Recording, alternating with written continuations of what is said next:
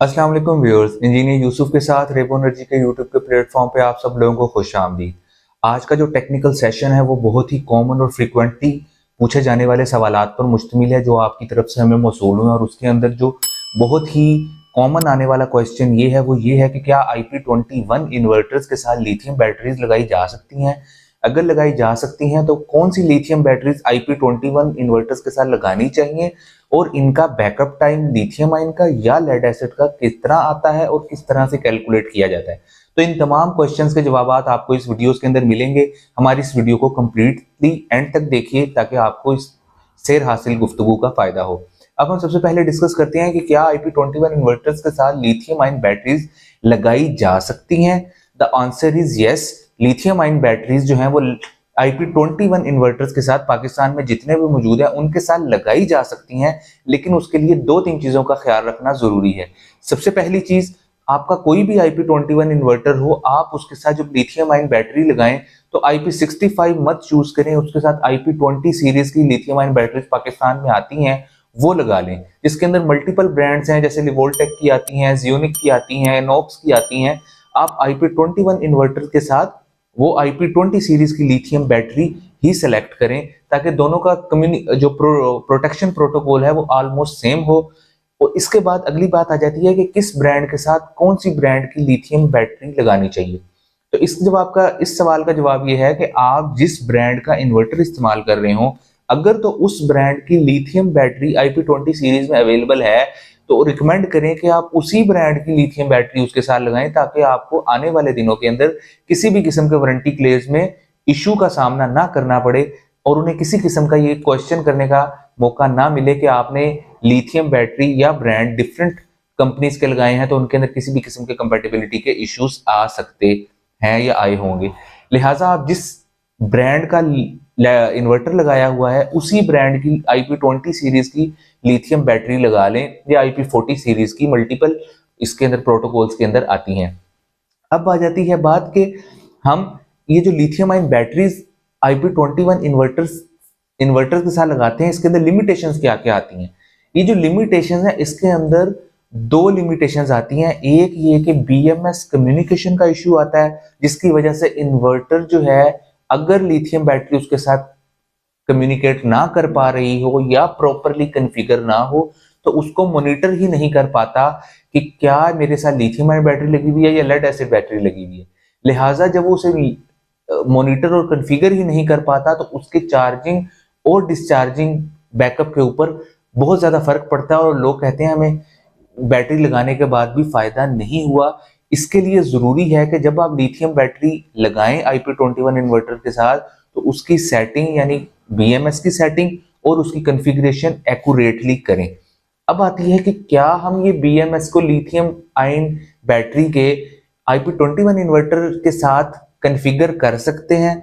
जी हाँ, आप बिल्कुल कॉन्फ़िगर कर सकते हैं। वोल्ट्रॉनिक बेस्ड जितने भी इन्वर्टर पाकिस्तान के अंदर आते हैं उसके अंदर सोलर मैक्स के, मैक्सपार, नोक्स, सेंट्रिक्स और भी जितने भी ब्रांड हैं जो इस ब्रांड इन इन्वर्टर की सीरीज को डील करते हैं, इन सब के अंदर बिल्ट इन BMS पोर्ट आती है। IP21 इन्वर्टर्स के अंदर आप बैटरी के साथ आई हुई BMS केबल को उस पोर्ट के अंदर लगाकर इसकी BMS की कॉन्फ़िगरेशन कर सकते हैं। मैं इस टाइम आपको मैक्सपार PV5000 इन्वर्टर्स जो है उसको दिखा देता हूं कि इसके अंदर ये बैटरी की केबल BMS की कहां पर लगती है।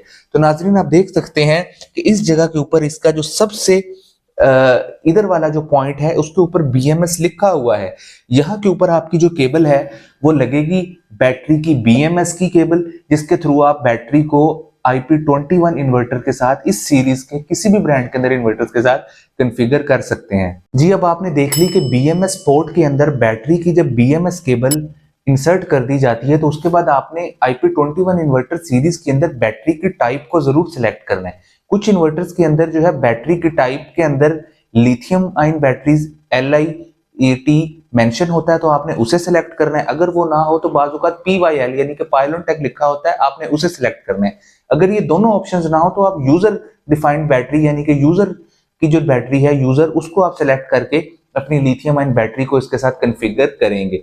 उसके बाद आपने इसके वोल्टेजेस और एम्पेयर्स की सेटिंग एज पर उसकी मैनुअल के रखनी है कि अगर आप लिथियम आयन लगा रहे हैं तो आपने कितने एम्पेयर आवर की लिथियम आयन बैटरी उसके साथ लगाई है। अब हम आपको बताते हैं कि लिथियम आयन बैटरी या लेड एसिड बैटरी का बैकअप टाइम आखिर आता कितना है। तो नाज़रीन, हम आपको बताते चलें कि लिथियम आयन हो बैटरी हो या लेड एसिड बैटरी हो, इनका बैकअप टाइम इनकी एफिशिएंसी के ऊपर डिपेंड करता है। और इसकी एफिशिएंसी का सीधा सा फार्मूला होता है कि इसका डेप्थ ऑफ डिस्चार्ज कितना है। लिथियम आयन बैटरी का डेप्थ ऑफ डिस्चार्ज 80 टू 90% तक होता है, लिहाजा 0.9 सी या 1 सी वाली जिसको बैटरी कहते हैं, ये तकरीबन 90% तक एफिशिएंट होती है। जबकि जो आपकी लेड एसिड बैटरी है, तेजाब वाली बैटरी, इसका डेप्थ ऑफ डिस्चार्ज 0.5 सी होता है, तो ये सिंपली 50% सिर्फ एफिशिएंट होती है। इसका बैकअप टाइम निकालने का एक बहुत आसान सा फार्मूला है कि जितने एम्पेयर आवर की आपकी बैटरी हो उसे बैटरी के वोल्टेज के साथ मल्टीप्लाई करें और फिर उसे मल्टीप्लाई करें उसकी एफिशिएंसी के साथ, तकसीम कर दें अपने लोड पे, आपके पास टाइम निकल आएगा। जैसे कि अगर आपके पास 100 एम्पेयर आवर की बैटरी है लिथियम आयन, आप उसे उसके वोल्टेजेस के साथ, जो कि लिथियम आयन के अंदर 0.9 सी या 1 सी वाली बैटरी के अंदर ये 51.2 वोल्ट होते हैं, तो अगर आप उसकी एम्पेयर आर को 100 एम्पेयर को 51.2 से ज़रब दें, फिर उसकी एफिशिएंसी होती है 0.9 यानी कि 90%, तो उसे उससे साथ ज़रब दें और तकसीम, अगर आपका 300 वाट का लोड चल रहा है तो उस पर आप जब उसे डिवाइड करेंगे तो आपके पास एक्चुअल टाइम निकल आएगा कि 300 वाट का लोड आपकी 100 एम्पेयर आवर की 51.2 वोल्ट की लिथियम आयन बैटरी के ऊपर कितने घंटे तक चल सकता है। यही सेम फार्मूला आपका लेड एसिड के ऊपर भी अप्लाई होता है कि आपका लेड एसिड बैटरी के 120 एम्पेयर आवर, लेड से 21 प्लेट की बैटरी है ओसाका की, 4 बैटरियां लगी होती हैं सीरीज में, तो आप 120 को 48 के साथ ज़रब देंगे। उसके बाद इसकी एफिशिएंसी 50% होती है, तो आप उसे 0.5 के साथ ज़रब देंगे। उसके बाद तकसीम कर दें 300 के ऊपर, जो कि आप उसका रनिंग लोड है। आप उस रनिंग लोड पर तकसीम करेंगे तो आपके पास एग्जैक्ट टाइम निकल आएगा कि आपका 300 वाट का लोड 48 वोल्ट के बैटरी जो आपने 12-12 वोल्ट की 4 लगाई हैं और वो 120 एम्पेयर आवर की हैं, तो कितनी देर तक इन तेजाब वाली बैटरीज के ऊपर चलेगा। इस तरह से आप किसी भी बैटरी की कैलकुलेशन उसके बैकअप टाइम की कर सकते हैं कि जितना आपने लोड उसके ऊपर चलाना है और वो आपको कितने टाइम तक आप उस पर चला सकते हैं, उसकी कैलकुलेशन का ये बहुत आसान सा फार्मूला है। आप इसके थ्रू अपना बैकअप टाइम कैलकुलेट कर सकते हैं। अब आ जाती है बात कि क्या लिथियम आयन बैटरी और लेड एसिड बैटरी के लाइफ स्पैन में, यानी कि ये कितनी देर तक चलती हैं ये। तो लाइफ स्पैन जो लिथियम आयन बैटरीज का है, ये तकरीबन 5000 साइकिल से ऊपर डिजाइन होती हैं, तो इनका लाइफ स्पैन आराम से जो है उस 7 से 8 साल तक इनका लाइफ स्पैन होता है। जबकि जो लेड एसिड बैटरीज हैं, इनके अमूमी तौर पे जो चार्जिंग साइकिल्स होते हैं लाइफ स्पैन के, वो सिर्फ 500 से लेकर 600 साइकिल्स तक होते हैं, लिहाजा इनका जो लाइफ स्पैन है वो 2 से 3 साल तक होता है। जबकि लिथियम आयन बैटरीज का लाइफ स्पैन इनसे मल्टीपल टाइम्स ज्यादा होता है। अब आ जाती है बात कि क्या लिथियम आयन बैटरीज को IP21 इन्वर्टर के साथ लगाना रिकमेंडेड है या नहीं है।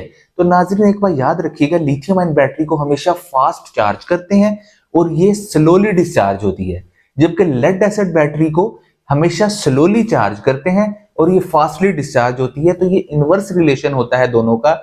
लिहाजा लिथियम आयन बैटरी को चार्ज करने के लिए आपको 50 या 60 एम्पेयर पे चार्जिंग करंट रखना पड़ता है अगर आपके पास 100 एम्पेयर आवर की बैटरी है, ठीक है।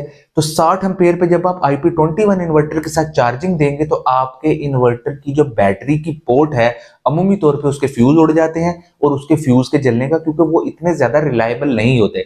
लिहाजा जब लिथियम आयन बैटरी आप इसके साथ लगाएं तो कोशिश करें उसकी चार्जिंग एम्पेयर जरा कम ही रखें IP21 इन्वर्टर के केस में। जब आपको उससे चार्जिंग एम्पेयर आप 20-30 रखेंगे तो lithium ion battery slowly charge होगी और डिस्चार्ज तो वो वैसे ही स्लोली होती है, क्योंकि उसके चार्जिंग होने स्लोली चार्ज होती है तो उसको टाइम काफी ज्यादा लग जाता है चार्ज होने में लिथियम आयन बैटरी को। लिहाजा लोगों को ये लगता है कि हमारा जो बैटरी है वो प्रॉपरली चार्ज नहीं हो रही। इशू ये नहीं है, इशू यही है IP21 इन्वर्टर ज्यादा फास्ट चार्ज नहीं कर सकता।